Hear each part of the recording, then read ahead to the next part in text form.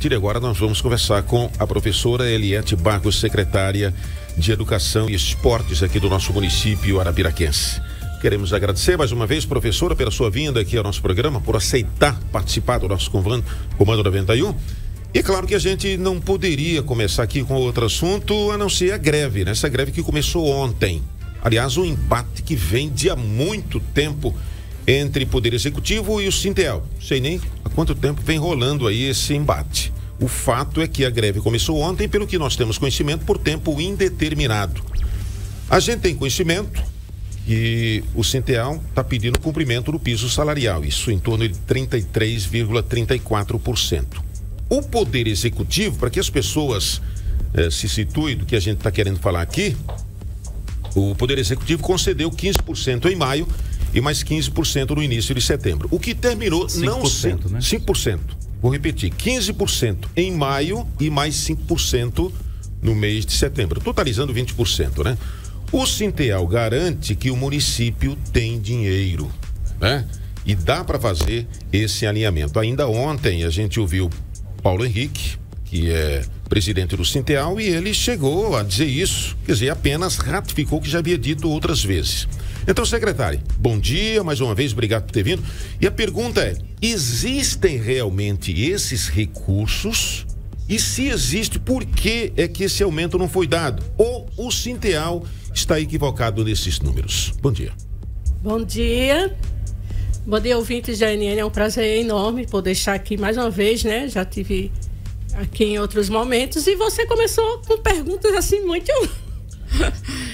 Chegou chegando. É o assunto do momento, né? Mas essa é a nossa função, né? Enquanto servidor público e quando a gente está na secretaria, sobretudo, esses embates e essas questões, elas tendem a chegar para a gente independente de qualquer circunstância. E, na verdade, assim, essa discussão com o Sintel, ela vem acontecendo há alguns dias, né? A gente já teve algumas reuniões. O prefeito realmente, ele ofereceu 15, né? Já foi dado 15 e agora mais 5, o que totaliza os 20. E dentro da nossa perspectiva de análise em relação aos recursos, o que não cabe é a gente fazer todos os investimentos, levando em consideração que a gente tem alguns projetos a serem concluídos em relação ao quantitativo de pessoas que precisam adentrar em as escolas, levando em consideração principalmente o resultado do IDEB, o IDEB que saiu, né, para todas as cidades. Então, nós tínhamos algumas discussões antes do IDEB e depois do IDEB nós precisávamos colocar para frente alguns projetos acerca de investimentos, como aula de reforço. Então, nós temos tudo isso, foi repassado para a comissão do Sintel. Eu estive em todos os momentos que o Sintel esteve com a gente discutindo isso. Nós apresentamos essa situação. Nós não podemos colocar tudo que temos em jogo para ficarmos com zero de investimento em relação aos recursos. Agora, assim, o que é correto, o que é claro avisar é que tudo que ficar, que não foi investido, vai ser rateado no final do ano, ou seja, daqui a 3 meses, né, mais precisamente. Então, o que a gente precisa ter cuidado, o prefeito Luciano Barbosa repassa isso e fica sempre reiterando, e é importante a gente ter cuidado com esses recursos, porque a gente não pode perder o cuidado em relação a esse pagamento de folhas. Então, nada do que se tem lá não deixará de chegar na mão dos servidores, porém, com muita calma. Então, foi oferecido os 20, né, totalizando os 20, e nós queríamos essa compreensão nesse sentido, porque quando chegar o mês de dezembro, o que tiver lá será rateado com todos os servidores. Agora, em relação à greve, realmente a gente já foi comunicado sobre a greve, a gente está acompanhando, né, esse desenrolar dessa greve. Algumas escolas, tem um quantitativo de profissionais que aderiram, mas a gente tem um grande quantitativo da rede que está funcionando na sua normalidade. Gilberto Júnior. Professora Eliete Barros, secretária, obrigado mais uma vez aqui pela presença. A senhora hoje está secretária, mas já esteve lecionando, já esteve em sala de aula, correto, secretária? Sempre. Sempre. Na verdade, eu tenho um percurso que envolve sala de aula, eu tenho um percurso que envolve gestão, vários âmbitos, né? Certo. Mas eu sou totalmente da educação. Eu lhe pergunto, como professora, a senhora preferiria receber o reajuste na sua totalidade de 33,24%, receber esse reajuste menor e depois ter o repasse dos precatórios no final do ano, ou é melhor que a prefeitura agregue de fato esses valores que já tem em caixa, segundo o Sinteal, o salário do servidor? A senhora, como professora, preferia escolher que situação, secretária? Gilberto, né? Isso.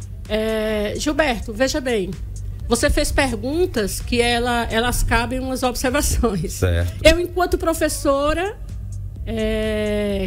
muito tempo trabalhei, eu tinha visões em relação aos investimentos da educação específicos de sala de aula. Enquanto gestora, que fui coordenadora, eu tinha também visões, a gente vai diferenciando. Na condição hoje, né, de pessoa que trabalha na secretaria, e hoje estou como secretária interina, diga-se de passagem, mas estou lá no comando e na organização e na equipe diretiva desde o ano passado, e já estive na gerência também da Quinta Géria. O que a gente percebe é que, assim, as formas de investimentos, elas acontecerão.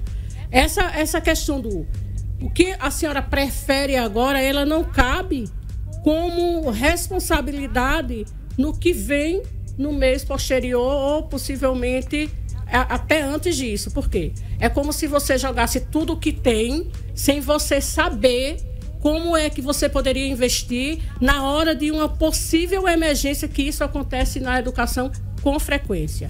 Veja bem, nós temos um quantitativo de profissionais que se afastam, nós temos um grande quantitativo de profissionais afastados por conta de junta médica, nós temos um grande quantitativo de alunos que a cada dia cresce por conta de necessidade de cuidadores. Então, nós temos emergências que terão que ser levadas em consideração, e nós não poderemos zerar o caixa levando exclusivamente a questão do que nesse momento a gente tem que dar.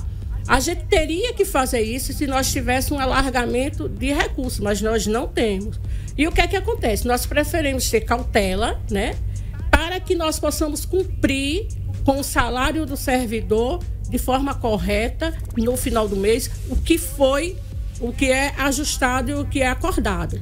Então, eu entendo que, se nós pensamos na possibilidade, como você acaba de falar, o que é que eu quero agora enquanto professora e o que é que eu queria se eu estou como gestora. Eu, enquanto professora, eu tenho uma visão dos números. Enquanto gestora, eu tenho uma visão mais ampla. E aí é onde a gente justifica. Não que nós achamos que seja interessante o recurso no final do ano, mas ele vai chegar na mão de quem deverá chegar. O que a gente precisa é cautela no sentido de não dar o aumento e depois a gente não conseguir cumprir com esses pagamentos, com o quantitativo de profissionais que a gente precisa, de alguma forma, ter que contratar. Cautela. Cautela é o nosso nome. Agora, entendo que a visão de quem está na sala de aula, e que eu estive e que posso voltar, apesar de que já me aposentei, inclusive sou uma pessoa que, enquanto aposentada, não teria acesso ao rateio, né? Mas eu entendo. Então, eu vejo repassado o valor total, a senhora teria como aposentada, né? Como é? Se o reajuste fosse repassado na sua totalidade, a senhora teria como aposentada, teria também esse direito, não é isso? Sim. Mas nesse momento não rateio, eu entendo que é a visão do que a gente está estudando, analisando. Me permita só uma intervenção, secretária, no sentido de que as informações que eu vou passar aqui são todas que nós obtivemos com o próprio Sinteal, de que do quantitativo de dinheiro para a educação, 70% desse total tem que ser gasto com vencimentos dos profissionais. A prefeitura hoje de Arapiraca gasta esse total? Se não gasta esse total, qual o percentual que hoje a prefeitura tem disponibilizado para pagamentos de professores? O percentual ele é gasto, sendo que você tem que ter, como eu te falei, as cautelas em relação às possíveis contratações que são necessitadas diante do processo, né? Acontece, por exemplo, nós discutimos isso com o Sinteal. nós tínhamos uns projetos que estávamos aguardando exclusivamente os resultados do IDEB. Mas por que agora? As pessoas perguntam. Por que agora? Por que não para o próximo ano, se o IDEB ele é calculado no próximo ano, né? A gente vai fazer prova, aliás, no próximo ano. É porque nós temos, aliás, propostas que é para ontem. Inclusive, a gente já começou as discussões com os coordenadores, com formações, sendo que dentro dessa proposta a gente tem a perspectiva de fazer aulas particulares em todas as escolas. E não é, aí você diz, até o Sinteal nos questionou sobre isso. Sim, mas não vai ser um professor por escola? A perspectiva dentro da nossa proposta não seria essa. A gente quer dividir em níveis os alunos para que a gente consiga, levando em consideração todo assim, o que aconteceu na pandemia, né? Tudo que ficou de negativo em relação à aprendizagem e ao conhecimento. Essa é a nossa preocupação. Então, a gente tem uma perspectiva, inclusive já foram feitas reuniões, já estão sendo feitos encaminhamentos. A gente conseguiu colocar coordenadores em todas as unidades escolares, coisas que antes não tinha. E tudo isso envolve investimentos. E a nossa perspectiva agora é que a gente consiga montar laboratórios de estudo, dividindo em níveis os alunos. Isso implica em contratação. Se eu for chegar para você e dizer agora, mas aí a gente já vai calcular e vamos os 33 estudos que tem que ser dado. Nesse momento, não é interessante para a gente. Mas só para ficar claro, usa ou não usa 70% que deveria a prefeitura? Já usa esse 70%? Não tem como você usar todos os 70%, justamente por isso que eu estou te falando. Perfeito. Ô, secretário, evidentemente que esse assunto da greve já seria tema para a gente preencher todo esse espaço da entrevista, mas nós temos outras demandas, né? Para encerrar essa questão da greve, ou essa questão aí, esse embate com o Sinteal, pelo que o pessoal diz, e aí eu estou me referindo ao Sinteal, evidentemente, eles estão pedindo simplesmente o cumprimento do piso nacional. E aí eu pergunto, os professores de Arapiraca já ganham piso nacional ou não ganham? Sim. Por que eles pedem, então, o cumprimento do piso nacional se já ganham? É por conta do repasse, né? Dos repasses que vêm do governo federal. Ele vem e aí esses repasses eles têm que ser feitos, o governo federal manda e os municípios e estados repassam para os servidores. Porém, toda essa administração é feita durante o ano, entendeu? Não cabe você pegar tudo que tem, vamos dizer, e em mês de janeiro você já repassa. Não cabe isso. Se a gente for analisar isso, que isso não sirva de parâmetro, é óbvio que cada um tem as suas realidades. Mas se você fizer uma análise dentro da região aqui do Agreste, quem foi que deu essa totalização? Bom, mudando de assunto... A gente, inclusive, já fez esse questionamento ao Sinteal e não teve. Mudando de assunto e, ao mesmo tempo, ainda falando de greve, a gente sabe que tem um desfile que, inclusive, foi antecipado, não é verdade? Por conta exatamente do segundo turno que estará acontecendo no final deste mês. Até que ponto essa greve vai prejudicar esse desfile? Como é que está a organização do mesmo? O desfile, na verdade, ele vem sendo discutido desde o mês de junho. Nós tínhamos formado uma comissão para tratar dos dois desfiles, né? Do desfile do dia 7, que já aconteceu, e o desfile do dia 30, que não acontecerá dia 30. A gente fala dia 30 porque já é uma tradição se falar desfile do dia 30. O que acontece? Nós vínhamos já com a comissão organizando tudo isso, até pela ansiedade de se fazer um desfile, visto que tinha se passado 2 anos por conta da pandemia, o desfile não tinha acontecido. Então, dia 7 aconteceu e dia 30 ele está todo programado com as escolas, foram repassados recursos para as escolas trabalharem, porque o desfile ele não simplesmente acontece, você convida as escolas e elas vão para a avenida. A gente faz uma proposta de trabalho com um tema, né?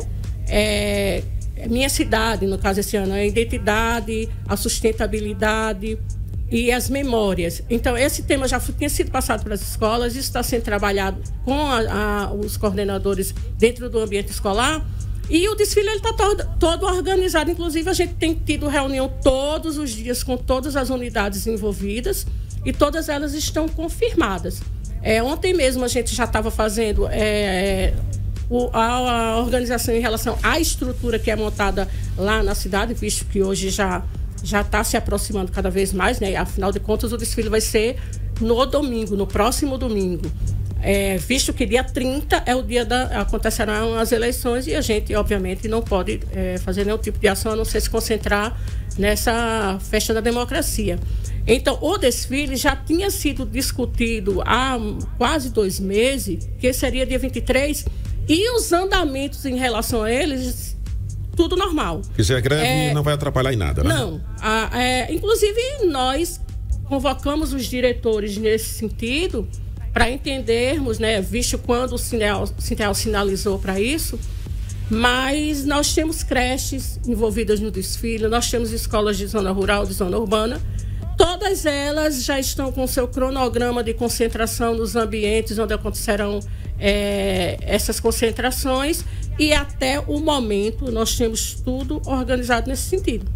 Ô, secretária, só para que a gente possa abordar o máximo de temas possíveis aqui, eu queria passar para um outro tema que até nos liga essa questão da greve. Como é que fica as aulas nesse período em que os professores efetivos não estarão em sala de aula? A gente sabe que tem um quantitativo considerável de professores contratados, esses certamente estarão em sala de aula, mas tem aqueles que são efetivos que estarão em greve. Como é que fica isso? Até que ponto vai prejudicar as aulas dos alunos aqui da rede municipal? E uma outra situação, a gente passou por um problema de pandemia longo, 2 anos, então isso afetou assim, de uma forma que não dá nem para mensurar o tamanho do dano que causou na educação, e mesmo assim, depois de passar a pandemia, estamos aqui num pós-pandemia, mas a gente tem recebido aqui na emissora algumas denúncias de creches e escolas que precisaram fazer reformas depois da pandemia, tendo que parar as aulas. Por exemplo, a escola Ana Rita de Castro, que fica na Primavera, há algum tempo a gente fez uma matéria lá, depois de receber uma denúncia, de que os pais estavam reivindicando um local para que eles estudassem durante a reforma, porque a prefeitura não sabia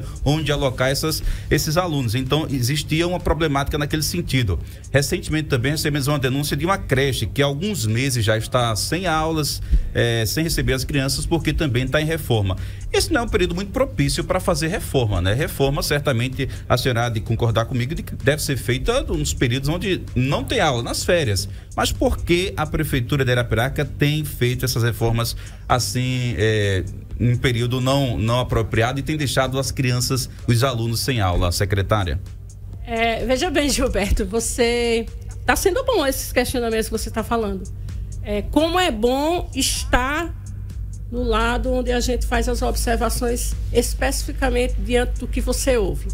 Então, assim, realmente essas escolas e essas creches que você falou, que estavam, alguns estão em reforma, outros estão retornando agora, não foi uma opção da prefeitura entrar e dizer, vamos reformar. Como você falou, passaram-se 2 anos de pandemia, a gestão do prefeito Luciano Barbosa começou o ano passado, e quando nós entramos dentro da gestão, algumas escolas, a própria comunidade clamava por reforma porque o ambiente era inapropriado totalmente para que acontecessem as aulas. E em alguns momentos nós até pensávamos como a gente pode, depois de 2 anos de pandemia, a gente ter que parar a escola. Só que em alguns lugares a própria Defesa Civil nos convocou. Então o que aconteceu? No início, 2001, ano passado, a gente ainda pegou um período de pandemia onde a aula estava remota. Alguns ambientes dentro desse período a gente já conseguiu fazer reformas num nível, vamos dizer assim, rápido, para que apenas pudesse acomodar as crianças ou os adolescentes. Porém, depois disso veio o inverno rigoroso, isso eu não preciso dizer a ninguém aqui, porque todos nós fomos sabedores e presenciamos isso. Então, algumas unidades escolares, como a que você citou, a Ana Rita, que eu visitei, ela já funciona em um espaço que era alugado. É uma casa, né? É uma casa que, na verdade, o espaço onde ela funcionava era uma unidade ali próximo à Rua São Francisco. Porém, na gestão anterior, não cabe a gente estar fazendo referências à gestão anterior, ela tinha sido colocada abaixo, no chão, para que conseguisse se fazer uma reforma. Então, foi alugado uma casa na rua, no bairro Primavera. Eu visitei algumas vezes. Nos primeiros momentos, ano passado, quando a gente visitou, a gente já ficou meio que preocupado pelas circunstâncias do ambiente. Muito mofo, muito pequeno, o ambiente todo fechado. E aí a gente começou a procurar espaço para alugar. Qual a dificuldade hoje? Você encontra o espaço para alugar, mas você não encontra dentro dos trâmites que pede o recurso público. Você adianta tudo, porém, na hora que você vai para o processo para finalizar, parte deles eles não estão apropriados para serem alugados com recursos públicos. Por quê? Porque esse recurso depois você tem que prestar conta dentro dos termos da lei. E isso a gente tem que ter todo cuidado. É uma das coisas ao qual a gente se angustia muito. Eu, mais necessariamente, vinha dizendo, mas que a angústia é a gente ter que espaços ruins, precisa tirar os alunos e a gente não tem como alocar eles em outro canto. Mas, citando a Ana Rita, hoje a Ana Rita, ela já está, por conta dessa angústia que nós tínhamos com as famílias, eles foram trazidos, a gente está trazendo toda a comunidade da Escola Ana Rita para uma escola que está alugada aqui no Alto do Cruzeiro. A gente disponibilizou o transporte para que se concluísse aquela obra, porque a gente entendeu que já havia prejuízo demais. Então, os alunos estão sendo trazidos para uma escola que era particular e tinha fechado, a escola José Alencar. A gente alugou e eles estão agora já funcionando aqui no Alto do Cruzeiro. Veja bem, o esforço foi no sentido de trazer os alunos da comunidade da Primavera para o Alto, para que nós não causássemos mais prejuízos. Quanto às creches que estavam funcionando, todas elas, a própria gestão, algumas delas a gente teve reunião com pais. Eu posso dizer isso com tranquilidade, porque todas delas eu participei desse processo. As escolas estavam com orientação da própria Defesa Civil para que nós tomássemos providência. Então, nós temos, por exemplo, 3 creches lá no Planalto, onde elas começaram reforma por conta que eram creches com estruturas, aquelas estruturas montáveis, e que estavam desabando. E nós entendíamos que a vida das crianças estava em jogo. Então, nós colocamos as creches em reforma, porém, nós conseguimos 3 prédios dentro do mesmo ambiente, em regime de correria e de urgência, e todos os alunos das creches que são do Planalto, a creche Berenice, a creche João Lúcio, que tinham todas elas lista de espera de a média de 100 alunos. Nós conseguimos alocar, enquanto essas creches estão sendo reformadas e ampliadas, para melhorar o atendimento à comunidade, todos os alunos estão sendo atendidos em outros prédios. Nós temos a creche Joana de Ângeles, que era de comodato, ou seja, ela era uma instituição que não era nossa, pertencia a outra instituição. Nós pagávamos aluguel e foi pedido pelo proprietário que fosse. Nós conseguimos, hoje, inclusive, a creche Joana de Ângeles está recomeçando. Saindo daqui, eu vou direto para esse local. Porque nós visitamos várias ambientes próximos, porque não convém você ter uma comunidade que é atendida, tipo, no bairro X, e você ter que alugar um espaço em outro bairro totalmente. Se é como a Ana Rita, como a gente fez, mas os alunos já são de primeiro ao 5º. Mas quando você trata de creche, você não tem como deslocar para um espaço tão longo. Então, por exemplo, a creche Joana de Ângeles está voltando hoje. Depois que nós conseguimos ver o espaço correto, ajustar esse ambiente para atender esses alunos, inclusive quando você entra no prédio, você vê de uma forma, na hora que a gente foi fazer a reforma, deduziu que tinha algumas situações que precisavam ser reorganizadas, hoje eles estão retomando. Nós temos a creche Maria Bergman também retomando. Então, assim, são situações, eu estou ressaltando porque você... eu entendo, mas aqui o nosso tempo já está esgotado aqui, a gente tem menos de 2 minutos para encerrar o programa. E só rapidinho, 30 segundos, se a senhora puder. Em relação à greve e em relação aos professores não estarem em sala de aula, os efetivos, até que ponto isso afeta? Vai continuar os alunos vão continuar indo às escolas, às salas de aulas? Continuam indo às escolas. Inclusive, a gente fez um levantamento, nós temos um superintendente de gestão que antes de começar a greve, a gente já fez um levantamento, porque eu entendo que a greve é um direito, eu entendo. Mas a gente também tem responsabilidades com as famílias. E as famílias também nos cobravam. Vai ter greve? Quem vai ficar com o meu filho? Imagina uma pessoa que tem o seu filho, deixa na creche e de repente ela não tem com quem mais deixar. Então nós fizemos esse levantamento. E a gente tem em totalidade mais de 90% das escolas funcionando. Para encerrar, eu sei que há uma expectativa em relação ao desfile, não deu para a gente concluir o assunto. Eu gostaria de saber. Bom, já sabemos que será no próximo domingo, dia 23. Quando começa e onde será o desfile? O desfile, ele vai retomar, né, a tradição de ser lá no centro. A concentração será ali perto do Campo do Asa, Expedicionário Brasileiro. Começa pela Rua 30, vai pelo Calçadão e a dispersão vai acontecer próximo ali do Colégio Moconselho, Domingos Rodrigues, mais ou menos. Ok. Terão arquibancadas que já estão sendo programadas. O palanque fica lá ali próximo com a Catedral. Muito obrigado. Sucesso. A gente espera que esse embate termine o mais rápido possível, porque toda a comunidade ganha e eu acredito que não é bom para ninguém. Para o executivo, para não é bom para ninguém, mas não é bom principalmente para o aluno. Verdade, sem dúvida alguma. Eu costumo dizer isso. Quem mais perde, sem dúvida alguma, é o aluno. Muito obrigado e até uma próxima, ok? Ok. Conversamos então com a professora Eliete Barros, secretária de Educação e Esporte aqui no município arapiraquense.